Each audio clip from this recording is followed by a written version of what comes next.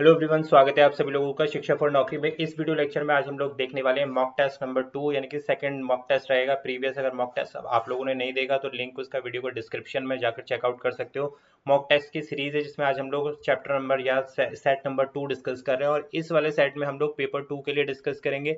Previous वाला जो mock test था वो भी पेपर 2 के लिए था, लेकिन यहाँ मैंने साइंस प्लस एसएसटी दोनों के क्वेश्चंस को इंक्लूड किया है भाई, तो काफी यूजफुल सेशन होने वाला है आप सभी के लिए। इसमें साथ साथ में मैंने पैसेज भी डाले हैं भाई। पैसेज में हिंदी का पैसेज भी डाला है जो आपसे हिंदी लैंग्वेज में पूछा जाता है, और इंग्लिश लैंग्वेज का भी पैसेज मैंने इंक्लूड किया है पेपर 2 के लिए। तो आप सोच सकते हो कितना इंपॉर्टेंट मॉक टेस्ट है ये आप सभी लोगों के लिए। सीडीपी भी रहेगा, साइंस भी रहेगा, इसमें आपके पास एसएसटी भी रहेगा, पेडागोजी रहेंगी दोनों की, और उसके साथ साथ पैसेज भी मैंने इंक्लूड कर दिया है यहाँ पर। अब पैसेज तो भाई आपको पता है प्रैक्टिस करने के लिए आपको कहीं मिलता ही नहीं, लेकिन यहाँ से आप अपनी प्रैक्टिस कर सकते हैं। चैनल पर नए हो तो सब्सक्राइब कर लो भाई, जितने लोग भी कनेक्ट हो रहे हो। बहुत ज़्यादा यूजफुल सेशन आने वाले हैं। ये मॉक टेस्ट की सीरीज में क्लास नंबर 2 है। इसी तरीके से रेगुलर वे में हम मॉक टेस्ट को डिस्कस करेंगे, पेपर 1 के लिए भी डिस्कस करने वाले हैं। और अगर आप इन सब चीज़ों की पीडीएफ चाहते हैं तो पीडीएफ के लिए वीडियो के डिस्क्रिप्शन में लिंक है, वहां से जाकर आप बाय कर सकते हैं। टेलीग्राम ग्रुप में ऐड हो जाएंगे जिसमें सारे नोट्स ही नोट्स मिलेंगे, और एक हमारा फ्री टेलीग्राम ग्रुप है उसको भी आप ज्वाइन कर सकते हैं। वहाँ सारे आपको लिंक मिल जाएंगे, वीडियो के प्लेलिस्ट मिल जाएगी, तो सारी चीज़ें वहाँ पे मैं वहाँ पर अपलोड कर देता हूँ। स्टार्ट करते हैं अपनी आज की वीडियो। तो यहाँ पर हम मॉक टेस्ट देख रहे हैं भाई। क्वेश्चन नंबर 1 आता है हमारे पास सीडीपी के लिए। सारी चीज़ें मैं बताता रहूंगा, और एक चीज़ ध्यान रखना, जो लोग भी साइंस ग्रुप के हैं और जो लोग भी सोशल साइंस के हैं, नीचे मैंने टाइमलाइन दे दी है। जो लोग साइंस वाले हैं तो वो साइंस वाले क्वेश्चंस को देख लें सीडीपी के बाद, और जो एसएसटी वाले हैं वो एसएसटी वाले क्वेश्चंस को देख लें। नीचे टाइमलाइन दी है क्वेश्चंस की, जहाँ पर सोशल साइंस लिखा है वहाँ सोशल साइंस के क्वेश्चन वहाँ से मिल जाएंगे, और जहाँ से साइंस लिखा है वहाँ साइंस के क्वेश्चन मिल जाएंगे। तो आप स्किप कर सकते हो। अगर आप साइंस ग्रुप के हो तो साइंस वाला पार्ट देख लो, अगर आप एसएसटी ग्रुप के हो तो एसएसटी ग्रुप वाला पार्ट देख लो। नीचे जो टाइमलाइन आती है ना, जिस जहाँ पर टाइम लिखा होता है, तो वहां से आप इसको फॉरवर्ड करके देख सकते हो। लेकिन सीडीपी और पैसेज दोनों कॉमन रहेंगे। बीच वाले पार्ट में मैंने एसएसटी और साइंस डाला है, तो जो एसएसटी के हैं वो एसएसटी के क्वेश्चंस देख ले, जो साइंस के हैं वो साइंस के क्वेश्चंस देख ले। मैं आपको एक्सप्लेन कर दूंगा। क्वेश्चन नंबर 1 बोलता है भाई, a primary teacher ask a student to write all the information at least 5 times in their notebook, this technique would be. अब देखो क्या बोला गया है यहाँ पर। एक प्राइमरी टीचर है, अपने विद्यार्थियों को सभी सूचनाओं को अपनी नोटबुक में कम से कम 5 बार लिखने को कहती है। यह किस प्रकार की तकनीक हो सकती है कि भाई एक ही सूचना को 5 बार नोटबुक में लिखने के लिए बोल रही है। तो इससे क्या होगा भाई, अत्यधिक प्रभावी होगी ये तकनीक, जिससे कि पूर्व अभ्यास दोहराव सामग्री के साथ सार्थक लिखने के महत्व के रूप में मदद करेगी। ऑप्शन बी बोलता है प्रभावी होगी क्योंकि किसी भी जानकारी को 5 बार से कम दोहराने से तत्काल भूल हो जाती है। ऑप्शन सी बोलता है अप्रभावी तकनीक होगी क्योंकि अधिक पूर्व अभ्यास सार्थक अधिगम के लिए उपयुक्त तकनीक नहीं है। ऑप्शन डी बोलता है अप्रभावी क्योंकि पूर्व अभ्यास सार्थक सीख के एक जटिल विधि है। तो देखो ऑप्शंस काफी टफ दिए हैं। पूछा क्या गया है, बहुत क्वेश्चन आसान है, ऑप्शंस टफ दिए हैं। पूछा गया है कि एक प्राथमिक शिक्षक अपने विद्यार्थियों को सभी सूचनाओं को 5 बार लिखने के लिए कहती है, तो यह किस प्रकार की तकनीक को बढ़ावा देती है। तो भाई देखो ये राइट आंसर होगा यहाँ पर, ऑप्शन नंबर सी इसका राइट आंसर रहेगा। ये एक अप्रभावी तकनीक है। क्यों भाई, क्यों है ये? क्योंकि ये पूर्व अभ्यास के सार्थक अधिगम के लिए उपयुक्त तकनीक नहीं है। पूर्व अभ्यास जो है हमारा उसको नहीं करती है ये तकनीक पूरा। क्यों? क्योंकि एक ही क्वेश्चन को, देखो क्या पूछा है, सभी सूचनाओं को, जो भी सूचनाएं प्रेजेंट टाइम की है उसको बार बार लिखने के लिए कहा है। अब इसमें जो भी पूर्व अभ्यास, जो भी पढ़ाया गया है बच्चे को, जो भी लर्निंग की गई है, पूर्व पूर्व में जो भी बच्चे की लर्निंग करी गई है, तो उसके लिए सार्थक सिद्ध नहीं होता है भाई ये वाला नियम। ये क्या है भाई, एक प्रकार का ये रटने वाला नियम है।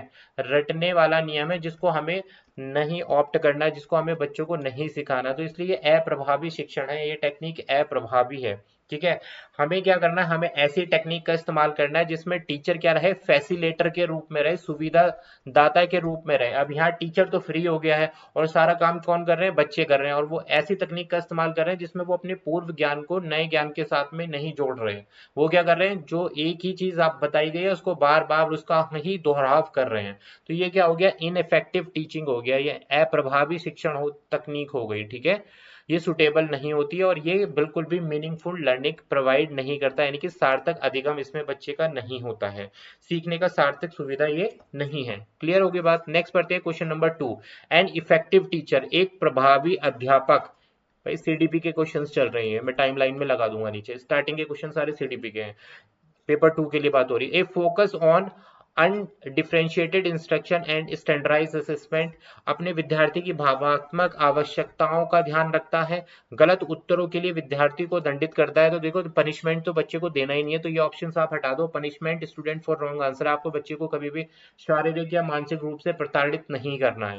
Focus on reproduction of knowledge as it, ज्ञान के ज्यों के त्यों पुनरुत्पादन के रूप पर बल देता है। जी नहीं भाई, जो स्टूडेंट है वो खुद थोड़ी ज्ञान का निर्माण करेगा, टीचर मदद करेगा उसमें, ठीक है।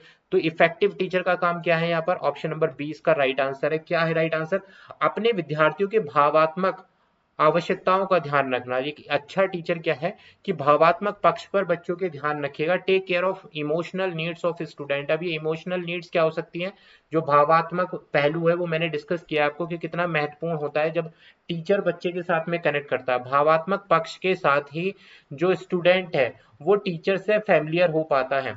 आप एक नई कक्षा में जा रहे हैं, एक नए अध्यापक से पढ़ने जा रहे हैं एज ए स्टूडेंट, तो जब तक कि वो टीचर आपके साथ में कनेक्ट नहीं होगा, कनेक्ट कैसे होगा, जब इस जो टीचर है वो स्टूडेंट के भावात्मक पहलुओं को समझेगा। अब इसमें भावात्मक पहलू कैसे हो सकते हैं, जैसे कि जो उपलब्धि की जो भावना है वो सब क्या है भाई, भावात्मक पहलू है, ठीक है। बच्चे ने कोई भी अचीवमेंट करी है तो वो क्या है, एक उपलब्धि की भावना होती है बच्चे के अंतर्गत। बच्चे को सराहना करना वो इमोशनल पक्ष के अंतर्गत आ जाता है, भावात्मक पक्ष के अंतर्गत आ जाता है, अगर आप बच्चे को सराहा रहे हैं तो, ठीक है। या फिर बच्चे को क्लास में सिक्योरिटी दे रहे हैं, सुरक्षित महसूस करवा रहे हैं, तो वो भी एक भावात्मक पक्ष है। क्लियर हो गई बात। तो ये एक प्रभावी शिक्षक के कुछ भावात्मक पक्ष होते हैं जिसको ध्यान में रखते हुए टीचर को शिक्षण करना चाहिए अपने क्लासरूम में। Question number 3, which of the following is an example of fine motor skill for grade 3 student. निम्न में से कौन सा ग्रेड 3 के छात्रों के लिए उत्कृष्ट पेशीय कौशल का एक उदाहरण है। ऑप्शन देखते हैं, running with friends, putting bread in A thread, putting beads not bread putting beads in a thread, climbing a step in a building, hopping like a rabbit, खरगोश की तरह उछलना। तो इसमें से कौन सा एक उत्कृष्ट पेशीय कौशल का, यानी कि फाइन मोटर स्किल्स जिसको बोला जाता है, उत्कृष्ट पेशीय कौशल को क्या बोलते हैं, फाइन मोटर स्किल्स, कौन सा है इन सारे ऑप्शंस में। तो राइट आंसर है ऑप्शन नंबर बी। देखो मोतियों को धागे में पिरोना, ये क्या है, बिल्कुल फाइन मोटर स्किल है, उत्कृष्ट पेशीय कौशल है। इसमें क्या चीज सिखाई जाती है कि भाई इसमें देखना यानी कि आई कोऑर्डिनेशन होता है, इसमें हैंड कोऑर्डिनेशन होता है, कोऑर्डिनेशन मतलब समन्वय बनाना, आंखों के साथ इसमें हाथ का कोऑर्डिनेशन भी होता है। भाई सुई किसमें होती है, हाथ में होती है, बहुत बारीक काम होता है जिसमें आपको देख के उस थ्रेड को डालना होता है, मोतियों को डालना होता है, धागे में बांधना होता है। तो ये क्या है, एक प्रकार के उत्कृष्ट पेशीय कौशल है, ये इनको मोटर स्किल्स भी बोलते हैं। और इसमें क्या होता है भाई, जितनी भी हमारी मूलभूत पेशियां होती हैं, ध्यान दो क्वेश्चन पर, जितनी भी हमारी मूलभूत पेशियां होती हैं तो उसकी क्षमता विकसित होती है। इसके माध्यम से मूलभूत पेशियों की क्षमता को क्या कर सकते हैं, हम विकसित कर सकते हैं, डेवलप कर सकते हैं, ठीक है भाई। और ये जो प्रक्रिया है, जो फाइन मोटर स्किल्स है, ये मदद करती है मूलभूत पेशीय कौशल में जो क्षमताओं को विकास करने में। नेक्स्ट क्वेश्चन 4 आता है, rural of which dynasty had been called the lord of, क्या कहा गया, किस राजवंश के शासक को दक्षिण पथ का भगवान कहा जाता है, दक्षिण पथ के लॉर्ड किसको कहा जाता है। तो ये एसएसटी का क्वेश्चन है भाई। देखो यहाँ से आगे जो भी क्वेश्चंस रहेंगे वो एसएसटी के रहेंगे, मैं टाइमलाइन लगा दूंगा, जो एसएसटी वाले हैं वो देखते रहें, आगे जाके जो साइंस वाले हैं वो स्किप करके नेक्स्ट साइंस वाले क्वेश्चंस पर मूव कर सकते हैं। तो यहाँ से पूछा गया, ruler of which dynasty has been called the lord of Dakshinapatha, चोला या फिर वक्तक या सतवाहन या फिर शका। तो राइट आंसर है, देखो दक्षिण पथ का जो सबसे अच्छा राजवंश था, सबसे उत्कृष्ट राजवंश था, तो वो था सतवाहन। सतवाहन राजवंश जो था वो दक्षिण का सबसे ही पावरफुल डायनेस्टी में से माना जाता है। और ये किसके पुत्र थे भाई, ये गौतमी पुत्र सतकर्णी, गौतमी पुत्र सातकर्णी या सतकर्णी इनको बोला जाता है। और इनका वंश क्या था, सातवाहन वंशज कहलाते हैं। ये डायनेस्टी कौन सी डायनेस्टी हो गई है भाई, ये डायनेस्टी हो गई सातवाहन डायनेस्टी। और ये गोमती पुत्र सातकर्णी कौन थे, राजा थे इसके। क्लियर हो गई बात। नेक्स्ट बढ़ते हैं क्वेश्चन नंबर 5 के साथ में, which of the following combination of kingdom was engaged in त्रिपार्टीय स्ट्रगल, त्रिपक्षीय स्ट्रगल में, ये त्रिपक्षीय संघर्ष में कौन सा राज्य शामिल थे इनमें? चोला, राष्ट्रकूट या फिर पाल, पाल पल्लव या राष्ट्रकूट, राष्ट्रकूट पाल या गुर्जर प्रतिहार, पाल चोल गुर्जर प्रतिहार। तो राइट आंसर इसका रहेगा ऑप्शन नंबर सी। देखो जो त्रिपक्षीय संघर्ष था उसमें कौन शामिल थे? ये राज्य शामिल थे इसमें, राष्ट्रकूट थे भाई, पाला थे, गुर्जर थे और प्रतिहार थे इसमें। तो क्वेश्चन नंबर 5 के लिए राइट आंसर क्या है? ऑप्शन नंबर सी है। और ये नौवीं, जो नौवीं शताब्दी थी भाई, नौवीं शताब्दी में उत्तरी भारत जो था, नौवीं शताब्दी में उत्तरी भारत के नियंत्रण के लिए जो त्रिभुवन या त्रिपक्षीय संघर्ष शामिल किया गया था, तो उसमें ये राज्य थे भाई। क्या किया गया था भाई? देखो नौवीं शताब्दी में उत्तरी भारत के नियंत्रण के लिए त्रिविभाजन संघर्ष की जो जगह ली गई थी, त्रिविभाजन संघर्ष के लिए जो जगह ली गई थी वो राष्ट्रकूट, पाल, गुर्जर या प्रतिहार, इन जगह से ली गई थी। बात क्लियर हो गई? कौन सी सदी की बात हो रही है यहाँ पर? नौवीं शताब्दी की बात हो रही है, उत्तर भारत के विभाजन के लिए, त्रिविभाजन के लिए। क्लियर बात? तो option C is the right answer. Next question number आता है हमारे पास 6। काफी अच्छा क्वेश्चन है, इंपॉर्टेंट क्वेश्चन है, रिपीटेड क्वेश्चंस की कैटेगरी में है। In which year Panchayati Raj was first set up? सर्वप्रथम पंचायती राज का गठन किस वर्ष में हुआ था? ये पूछा गया है। 1968, 1959, 1987 या 1972? तो राइट आंसर है क्वेश्चन नंबर 6 के लिए ऑप्शन नंबर बी इसका राइट आंसर है। 1959 में सर्वप्रथम जो है पंचायती राज सिस्टम को स्टैब्लिश किया गया था। और पंचायती राज सिस्टम सबसे पहले कहाँ स्टैब्लिश हुआ था ये भी पूछा जाता है। राजस्थान स्टेट में हुआ था। राजस्थान के कौन से शहर में हुआ था? तो ये था नागौर, नागौर डिस्ट्रिक्ट है शायद, नागौर डिस्ट्रिक्ट में इसको, राजस्थान के नागौर डिस्ट्रिक्ट में सबसे पहले पंचायती राज सिस्टम कौन से ईयर में हुआ था? 1959 में। और इसका इसका जो उद्घाटन है वो पंडित जवाहरलाल नेहरू के द्वारा हुआ था। पंडित जवाहरलाल नेहरू ने इसका उद्घाटन किया था। तो ये काफी इंपॉर्टेंट क्वेश्चन है भाई, यहाँ से कुछ भी आपसे पूछा जा सकता है। यहाँ पर ईयर पूछ लिया तो ईयर है हमारे पास 1959 में पंचायती राज का गठन हुआ था। और जगह कौन सी है? राजस्थान। राजस्थान में कौन सा डिस्ट्रिक्ट है? नागौर डिस्ट्रिक्ट है। और किसके द्वारा ये उद्घाटन हुआ था? ये हुआ था भाई पंडित जवाहरलाल नेहरू के द्वारा उद्घाटन किया गया था। अब देखो इसमें एक चीज और पूछ ली जाती है, जो सबसे पहले इस चीज को, पंचायती राज सिस्टम को जो इंट्रोड्यूस किया गया था, तो वो कौन से ईयर में किया गया था? तो वो 1953 में किया गया था। ठीक है। और जो सेटअप किया गया था, यानी कि जिस वर्ष गठन किया गया था, तो गठन का वर्ष क्या है? 1959 है। और इसके बारे में जो बातचीत हुई थी, इस चीज के पंचायती अधिनियम जो पारित किया गया था, या आप ऐसे कह सकते हो, इसको लॉ में लेके आया गया था 1959 में। मतलब इसके बारे में नियम जो पारित किया गया था वो था 1953 में, और इसको लागू कर दिया गया, फर्स्ट सेटअप कर दिया गया कब? 1959 में। तो यहां से भी क्वेश्चंस बन सकता है आपके लिए। नेक्स्ट क्वेश्चन आता है 7। अब देखो ये बहुत इंपॉर्टेंट क्वेश्चन है, बहुत इंपॉर्टेंट टॉपिक से एसएसटी के। कौन सा? Layers of atmosphere. Layers of atmosphere, मैंने आपको सिलेबस, अगर आप देखोगे सिलेबस वाली, अगर आपने वीडियो नहीं देखी है तो जाकर देख लो, प्लेलिस्ट बनी है उसमें सारी चीजें डाल दी गई हैं। तो देखो क्वेश्चन नंबर 7 क्या बोलता है? The maximum concentration of ozone is found in which of the following?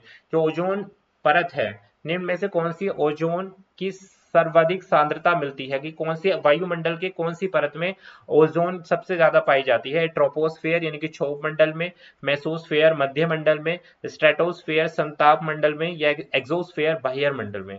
तो देखो ओजोन जो लेयर है वो पाई जाती है, option number C is the right answer, समताप मंडल जो है स्ट्रेटोस्फेयर में पाई जाती है। क्वेश्चन नंबर 7 का राइट आंसर क्या है? स्ट्रेटोस्फेयर। और ये जो स्ट्रेटोस्फेयर है, ये पृथ्वी, सपोज ये अर्थ सरफेस है जहां हम लोग रहते हैं, इस सरफेस से ऊपर कितना भाई, कितना ऊपर पाई जाती है?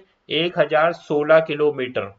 ये क्लियर हो गई बात? अब यहां से कौन सी लेयर शुरू हो जाती है? यहां से ऊपर जो शुरू हो जाती है ये है हमारे पास स्ट्रेटोस्फेयर, जिसको हम समताप मंडल कहते हैं। अब समताप मंडल देखो कितनी दूरी तक रहता है? लगभग 50 किलोमीटर तक रहता है ऊपर। जो इसकी चौड़ाई है इस समताप मंडल की, वो लगभग 50 किलोमीटर रहती है। और इसी में क्या, O3 ओजोन लेयर मौजूद होती है। क्लियर हो गई बात यहाँ पर? अब देखो लेयर्स की बात करें, अगर सबसे नीचे कौन सी होती है हमारे पास, उसके ऊपर कौन सी होती है? तो सबसे पहले जो लेयर आती है, जो पृथ्वी सतह से हम ऊपर की तरफ जब जाएंगे तो सबसे पहले आती है ट्रोपोस्फेयर। कौन सी आती है भाई? ट्रोपोस्फेयर आती है, जिसको क्षोभ मंडल भी कहा जाता है। उसके बाद ये आती है स्ट्रेटोस्फेयर, जिसको समताप मंडल कहा जाता है। उसके बाद क्या आती है? मेसोस्फेयर, जिसको मध्य मंडल कहा जाता है, मेसोस्फेयर। और लास्ट हमारी क्या आती है? एक्सोस्फेयर। लास्ट आएगी हमारी थर्मो। इसके बाद एक चीज और आती है थर्मो। फोर्थ नंबर पे आती है थर्मो, और सबसे लास्ट आती है एक्सो। क्लियर हो गई बात भाई?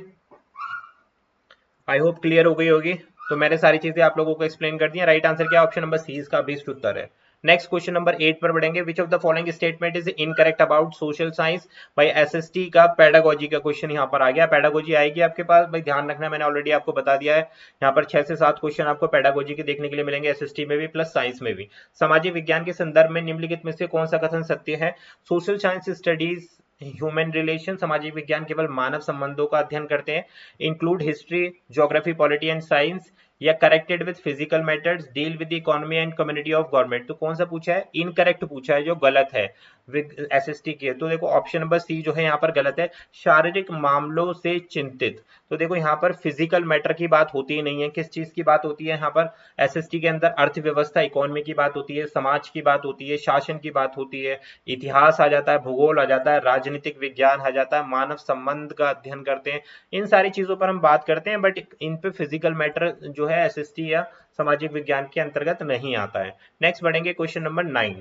अब क्वेश्चन नंबर 9 क्या बोलता है भाई? Cognitive development among children is result of. अब ये सीडीपी का क्वेश्चन है भाई। देखो बच्चों में संज्ञानात्मक विकास किसका परिणाम है, ये आपको बताना है। हेरिडिटी का है, एनवायरमेंट का है, interaction of heredity and environment, only economic factor है। बच्चों में संज्ञानात्मक विकास किसका परिणाम होता है, ये पूछा गया है। संज्ञानात्मक विकास पूछा गया है। देखो भाई हेरिडिटी पर ही डिपेंड करेगा या फिर एनवायरमेंट पे करेगा। तो ऑप्शन नंबर सी क्या है? देखो यहाँ पर सबसे अभीष्ट उत्तर हमारे पास क्या है? आनुवांशिकता और वातावरण की पारस्परिक क्रिया का होता है। देखो जो संज्ञानात्मक विकास होता है, संज्ञानात्मक मतलब मस्तिष्क का जो विकास होता है, वो देखो दो चीजों से विकास जो है दो चीजों से प्रभावित होता है। पहला क्या है हमारे पास?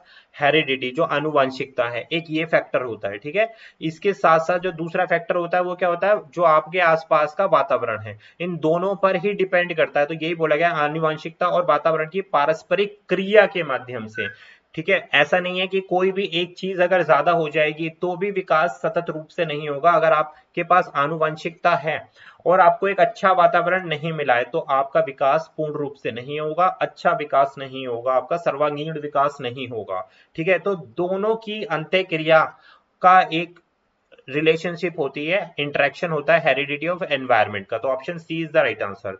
नेक्स्ट आता है, अब इसी से मिलता हुआ मैंने एक क्वेश्चन और पूछा है, ये भी हमारा सीडीपी का ही क्वेश्चन है। तो इसको दोनों ही स्टूडेंट देखेंगे भाई, जो भी साइंस के और एसएसटी के दोनों के हैं। In context of the role of heredity and environment in which the personality development which of the following is true. अब आपसे पूछा गया है व्यक्तित्व विकास की आनुवांशिकता और पर्यावरण की भूमिका के संदर्भ में निम्न में से कौन सा कथन सत्य है। जो मैंने अभी आपको बताया था उसी पर बेस्ड एग्जाम्पल है। Good heredity can make up a poor environment. अच्छी आनुवंशिकता अच्छा या खराब वातावरण बना सकती है। आनुवंशिकता और पर्यावरण का समान योगदान होता है। खराब वातावरण अच्छी आनुवंशिकता को दबा सकता है या अच्छा वातावरण खराब आनुवंशिकता की क्षतिपूर्ति कर सकता है। तो देखो यहाँ पर जो किसके बारे में पूछी जा रही है बात, प्रश्न देखो पढ़ो, व्यक्तित्व विकास की आनुवंशिकता और पर्यावरण, व्यक्तित्व विकास के लिए। तो राइट आंसर है ऑप्शन नंबर सी। क्या कहा गया? अगर एनवायरमेंट पुअर होगा तो वो क्या करेगा? जो आपके अंदर गुण सूत्र हैं या गुण धर्म है तो उनको आनुवंशिकता जो है भाई, आपके अंदर कोई आपके पेरेंट्स में जो हेरिडिटी है वो आप तक फॉलो हुई है। हेरिडिटी मतलब आनुवंशिकता गुण सूत्र के रूप में आप तक पहुंचती है अपने जो भी आपके पूर्वजों में होती है। तो आपके पास अच्छे गुण सूत्र हैं, लेकिन और आपके पास दूसरी चीज क्या? वातावरण, जिस परिवेश में आप बड़े हो रहे हैं वो वातावरण उपयुक्त नहीं है आपके लिए। तो जो आपके अच्छे गुण सूत्र हैं वो क्या काम करेंगे? नहीं करेंगे। क्यों? क्योंकि वो दब जाते हैं। दोनों की अंतःक्रिया का एक परिणाम होता है व्यक्तित्व विकास जो होता है। यही मैंने अभी बताया था कि यानी कि आपके पास में हेरिडिटी भी होनी चाहिए और एक अच्छा एटमॉस्फेयर भी होना चाहिए, दोनों होना चाहिए। ये कह रहे हैं कि जो अच्छा केवल हेरिडिटी तो है लेकिन एटमॉस्फेयर अच्छा नहीं है। तो भाई जब एटमॉस्फेयर अच्छा नहीं है तो हेरिडिटी कुछ नहीं कर पाएगी, हेरिडिटी एक टाइम के बाद जाके जो है नीचे दब जाएगी और जो उसका परिवेश है बच्चा वहां से सीखना शुरू कर देगा, चाहे वो अच्छा परिवेश है चाहे वो खराब परिवेश है। तो इसलिए दोनों की अंतः क्रिया होनी चाहिए कि एनवायरमेंट भी अच्छा होना चाहिए, आपके अंदर हेरिडिटी भी अच्छी होगी, तो आप एक अच्छा व्यक्तित्व बना सकते हैं।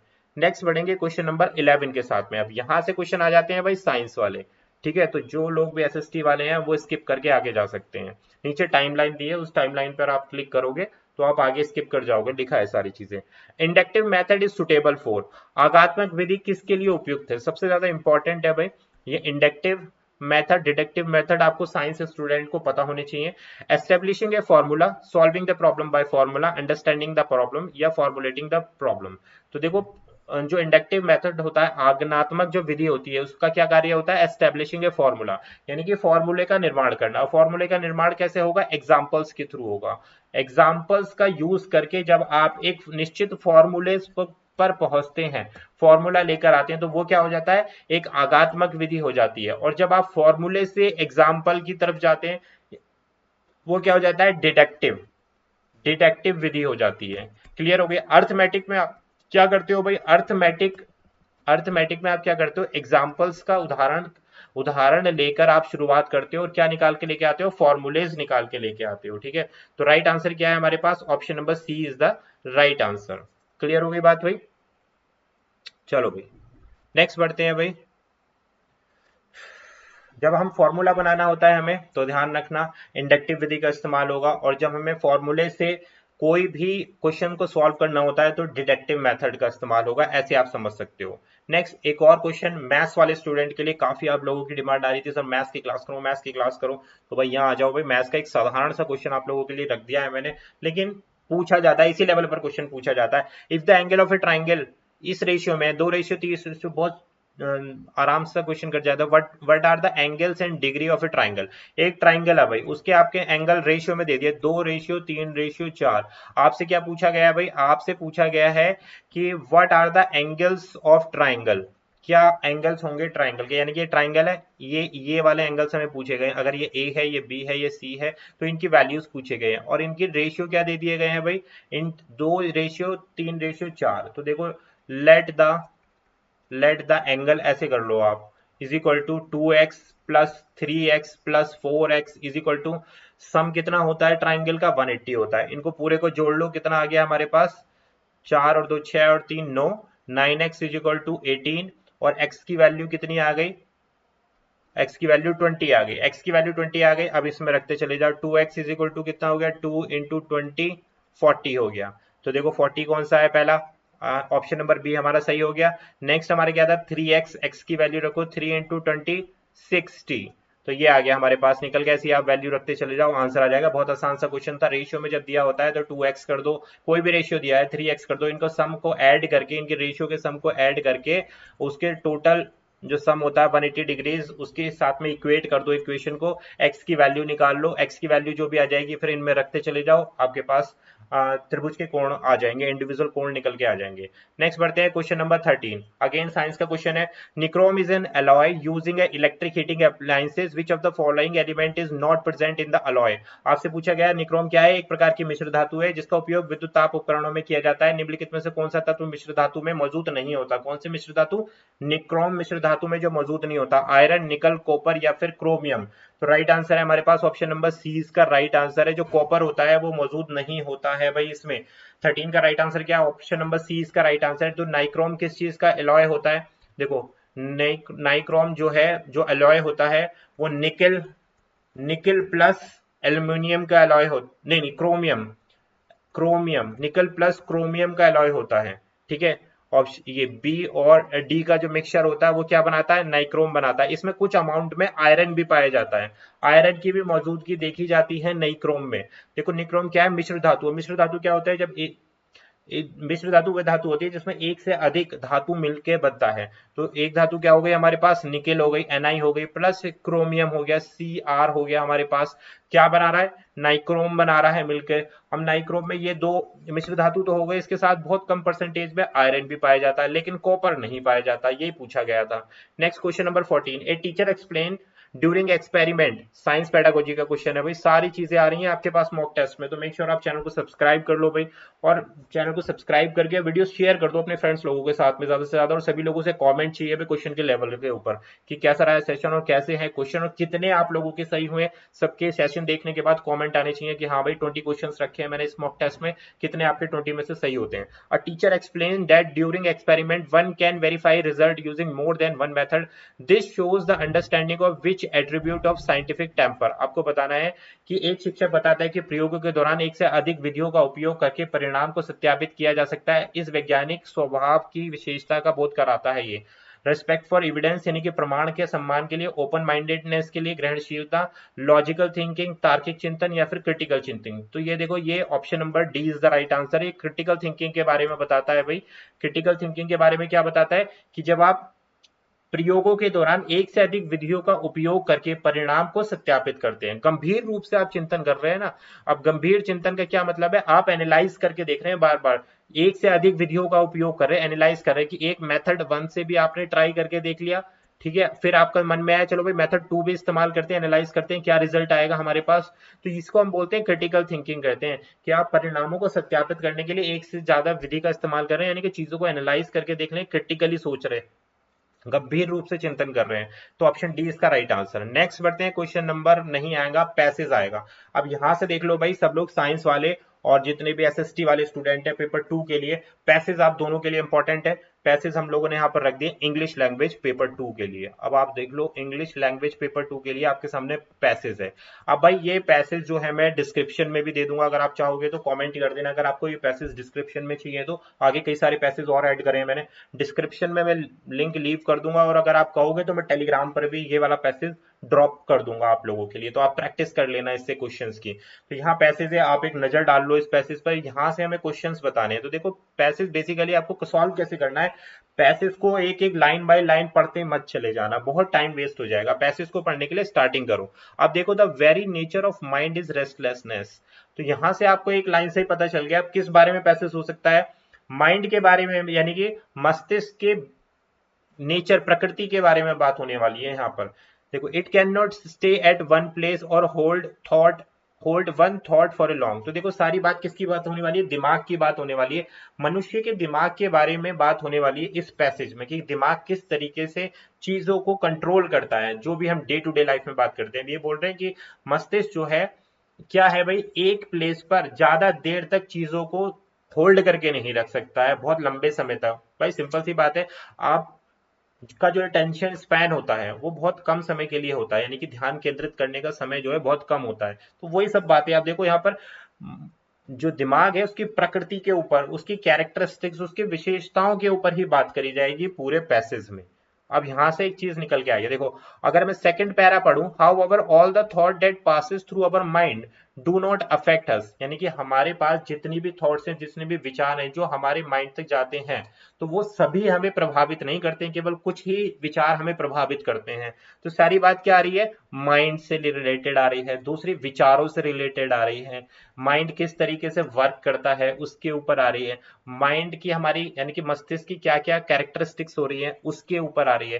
तो ये सारी चीजें जो है इस पैसेज में हमें एक्सप्लेन करी गई हैं। तो इस तरीके से आप समझ सकते हो भाई कि ये किसके ऊपर हो सकता है पैसे। देखो सारे में माइंड किस तरीके से वर्क कर रहा है, किस तरीके से पॉजिटिव थॉट्स ले रहा है, पॉजिटिव थॉट्स को नहीं ले रहा है, कैसे बिहेव कर रहा है, क्या पसंद है आपको, मस्तिष्क किस तरीके से रिएक्ट करता है पसंदीदा चीजों पर और नापसंद चीजों पर। तो वो सारा कंक्लूजन इस पैसेज में दिया है। बढ़ते हैं, हमें क्या करना है, हमें केवल ओवरव्यू करना है, थोड़ा थोड़ा ऊपर से देखना है, अच्छा ये पैसेज ये बोल रहा है, हमें इन डेप्थ अभी नहीं जाना है। क्यों, क्योंकि नीचे जो क्वेश्चन दिया है ना, उस क्वेश्चन को पढ़कर हम ऊपर पैसेज में जाएंगे। अब देखो यहां लिखा है read the following statement, our reading describe the filter in our mind, पहला स्टेटमेंट।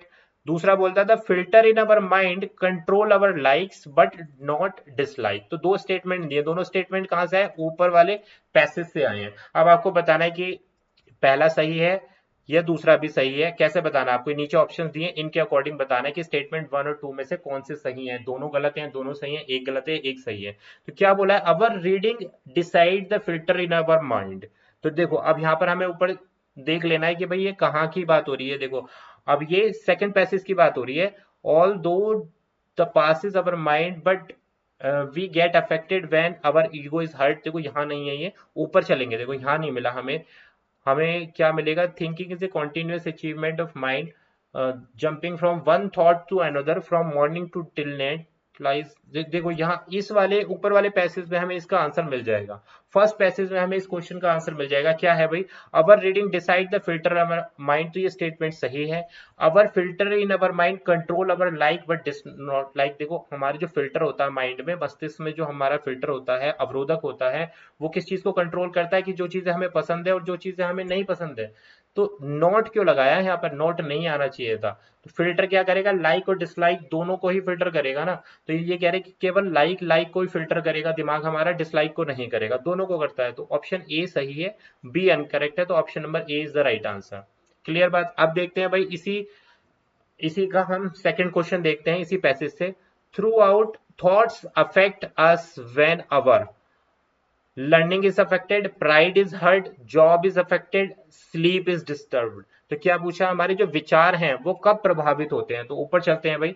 अब देखो, अब हमारे विचार कब प्रभावित होते हैं। अब सेकंड पैसेज को देखना। आप सेकंड पैसेज में आपको डायरेक्टली इसका मैसेज, ये वाला जहां मैं रिमूव कर रहा हूं, सेकंड पैसेज में देखो यहाँ पर, यहाँ लिखा है but we get affected when our ego is hurt. देखो all thought that passes through our mind do not affect us, कि जो भी हमारे विचार होते हैं हमारे दिमाग में सारे के सारे हमें प्रभावित नहीं करते, बट हम हमें प्रभावित करते हैं जब हमारा ईगो जो है हिट होता है या ईगो हर्ट होता है। तो ये इसका आंसर है भाई क्वेश्चन नंबर 2 का। Thoughts affect us when our pride is hurt या ईगो इज हर्ट, दोनों एक ही बात है। तो ऑप्शन नंबर 20 का राइट आंसर। ऐसे ढूंढे जाते हैं भाई प्रश्नों के उत्तर पैसेज से। तो क्लियर हो गया बात। तो ये एक हो गया पैसेज, इसमें 2 क्वेश्चन हो गए, इंग्लिश पर बेस्ड था। नेक्स्ट क्वेश्चन का आंसर करना है भाई, which of the following component is a process in the top down approach to teaching learning of listening. तो ये लैंग्वेज वाला क्वेश्चन है, इंग्लिश लैंग्वेज का क्वेश्चन है। क्वेश्चन पूछा जाएगा इस तरीके का, ध्यान रखना। टीचिंग लर्निंग ऑफ लिसनिंग में कौन सा प्रोसेस क्या है, टॉप डाउन अप्रोच है। टॉप डाउन अप्रोच क्या होती है अभी बताता हूँ। Recognising prominent details, recognising the topic यानी कि किसी भी शीर्षक को या किसी भी टॉपिक को पहचानना, डिस्क्रिमिनेटिंग यानी कि डिफरेंस करना, भेदभाव, डिस्क्रिमिनेटिंग यानी कि अलग करना, intonation compounds, discriminating between phonemes. Top down approach क्या है, टॉप डाउन अप्रोच क्या है भाई। देखो टॉप डाउन अप्रोच में हम क्या करते हैं, टॉप डाउन अप्रोच में जो लिसनिंग, किसकी, टीचिंग लर्निंग ऑफ लिसनिंग यानी कि सुनने संबंधित भाषा पर जब हम पढ़ाते हैं तो उसमें हम टॉप डाउन अप्रोच में क्या करते हैं, टॉप डाउन अप्रोच में हम जो प्रीवियस नॉलेज होती है, जो प्रीवियस पुराना ज्ञान जो होता है उसको कनेक्ट करते हैं। ठीक है भाई, पुराने ज्ञान को हम कनेक्ट करते हैं, जो प्रीवियस बैकग्राउंड है, प्रीवियस नॉलेज है, कुछ भी आप कह सकते हो, उसको हम कनेक्ट करने का काम करते हैं टॉप डाउन अप्रोच में। और उसके बाद ही हम क्या करते हैं भाई, इस चीजों को समझते हैं, अंडरस्टैंडिंग बिल्ड करते हैं प्रीवियस ज्ञान के साथ में, जो अभी जो प्रेजेंट में चीजें हो रही हैं। तो उसी को हम लिसनिंग बोलते हैं कि टीचिंग लर्निंग ऑफ लिसनिंग, की मैं अभी जो आपको बोल रहा हूं तो ये कहीं ना कहीं आपके पूर्व ज्ञान से जाकर संपर्क करेगा, पूर्व ज्ञान से संपर्क करेगा, तब आप अपनी अंडरस्टैंडिंग को बिल्ड करोगे कि इसमें सुनने के संबंध में, खाली सुनने की बात हो रही है यहाँ पर। तो ये किसका क्वेश्चन था, इंग्लिश लैंग्वेज का क्वेश्चन था। तो राइट आंसर यहाँ पर क्या रहेगा भाई, रिकॉग्नाइजिंग द टॉपिक रहेगा। बिल्कुल सही बात है, ऑप्शन नंबर बी, कि किसी भी टॉपिक को पहचानना है हम कैसे करेंगे, टॉप डाउन अप्रोच का इस्तेमाल करेंगे, जिसमें हम प्रीवियस नॉलेज या प्रीवियस बैकग्राउंड के अकॉर्डिंग जो है चीजों को पहचानने की कोशिश करेंगे। सुनने के पक्ष में बात हो रही है यहाँ पर। नेक्स्ट बढ़ेंगे, क्वेश्चन नंबर आएगा नहीं, पैराग्राफ है हमारे लास्ट 2 क्वेश्चन है। हिंदी लैंग्वेज का पैराग्राफ भी मैंने आप लोगों के लिए रख दिया है। यहाँ पर एक गद्यांश दिया गया है, पाठ्यक्रम का गद्यांश है, पढ़ लो। यहाँ पर पाठ्यक्रम को कक्षा क्रम में बहुत कड़ाई के साथ बांध देने के परिणाम स्वरूप बच्चों का विकास एक अनवरत प्रक्रिया नहीं बन पाता, अपितु कृत्रिम खंडों में बंट जाता है। एक स्थिर और पाठ्यक्रम बच्चों की व्यक्तिगत रुचि और क्षमताओं के विकास में सहयोग न देकर, तो पूरा का पूरा टॉपिक क्या है हमारा, पाठ्यक्रम पर है भाई। पाठ्यक्रम जो जैसे नेशनल कैरिकुलम फ्रेमवर्क, राष्ट्रीय पाठ्यक्रम रूपरेखा जो है ना, उसी से ही प्रभावित ये पैसेज दिया गया है। हमें क्या करना, अब देखना, हम क्वेश्चन को पढ़ना है। थोड़ा सा हम समझ गए कि पैसेज किस क्या दिया गया है, किस रेफरेंस में पैसेज है, ये हम समझ गए हैं। प्रतीक्षा शब्द में एक नया शब्द बन सकता है।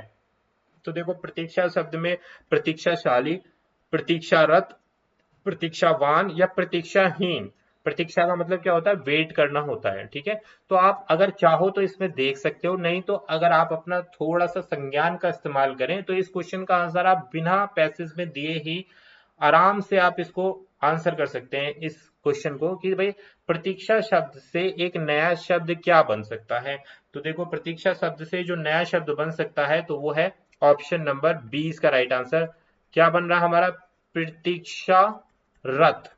अब इसमें क्या हो गया भाई, यहाँ पर हमने क्या किया है, रथ प्रत्यय लगाया है, बिल्कुल सही बात है। यहाँ पर ये पीछे की तरफ हमने लगाया ना, प्रतीक्षा में हमने क्या कर दिया, देखो ये प्रतीक्षा शब्द था, देखो प्रतीक्षा में हमने क्या शब्द जोड़ दिया है, यहाँ पर रथ शब्द जोड़ दिया। अब रथ शब्द क्या है, ये क्या बन गया, रथ शब्द प्रत्यय बन गया भाई, प्रत्यय बन गया, यानी कि बाकी शब्दांश के बाद में जो शब्द जुड़कर उनका अर्थ बदल देते हैं तो वो क्या कहलाते हैं, प्रत्यय कहलाते हैं भाई।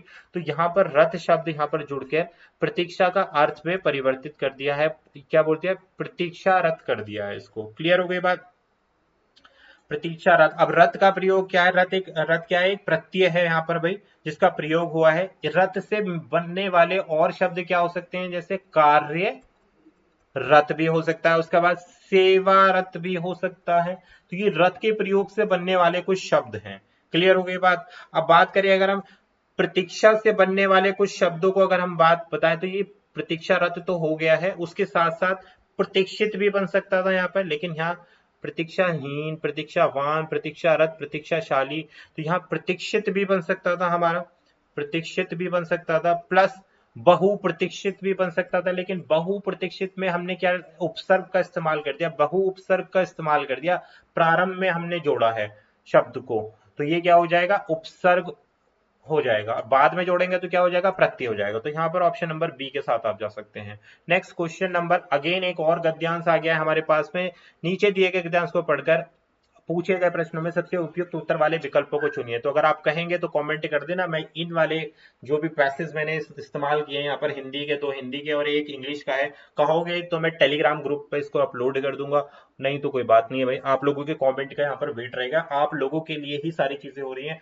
आई डोंट थिंक सो कि कोई ये पैसेज वैसेज करा रहा होगा आप लोगों को, फ्री ऑफ कॉस्ट ये चीजें प्रोवाइड कर रहा होगा।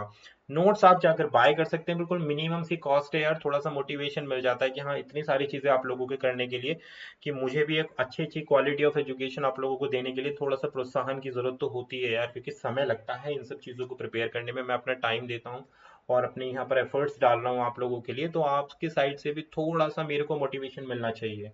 तो बस एक यही चीज है जिसलिए हमने नोट्स को एक अलग ग्रुप में ऐड कर दिया, अदरवाइज पहले मैं आपको सारे ही नोट्स ऐसे ही प्रोवाइड कर रहा था।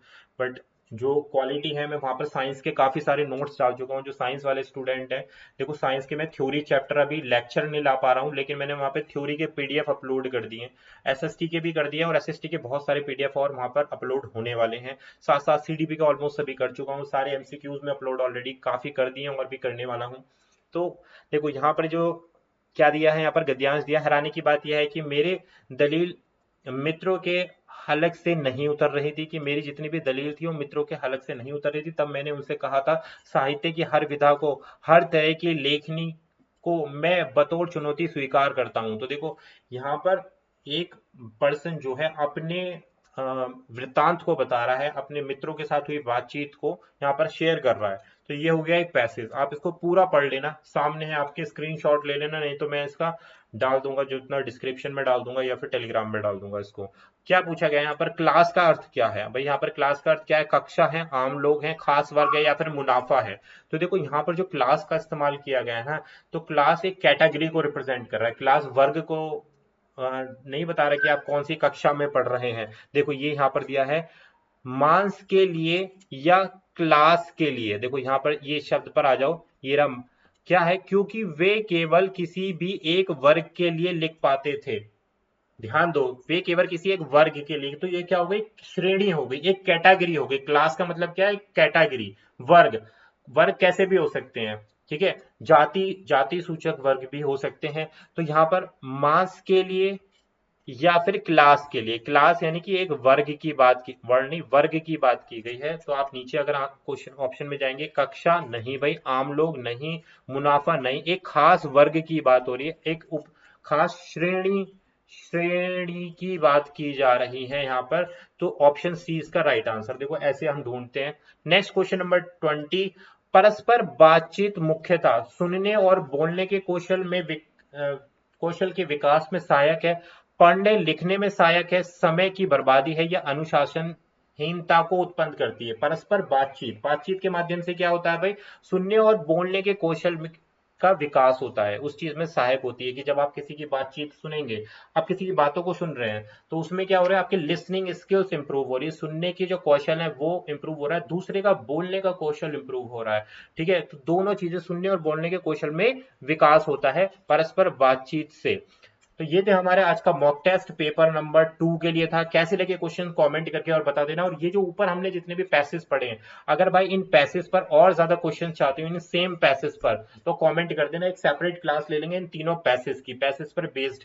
एक इंग्लिश का हो गया और दूसरा हमारे पास क्या हो गया, हिंदी का हो गया। तो मैं आपको पहले ये दोनों पैसेज में आपको दे दूंगा टेलीग्राम पर, फिर हम एक इसके क्वेश्चंस करेंगे एक नेक्स्ट सेशन में। तो काफी इंटरेस्टिंग बन जाएगी भाई ये क्लास, और आपकी प्रैक्टिस और हो जाएगी। बेसिकली मेन पर्पस क्या है, प्रैक्टिस कराने के लिए। तो बाइंड करते हैं आज की क्लास, कैसी लगी कमेंट करके बताना, चैनल पर नहीं तो सब्सक्राइब कर लेना। Thank you for watching.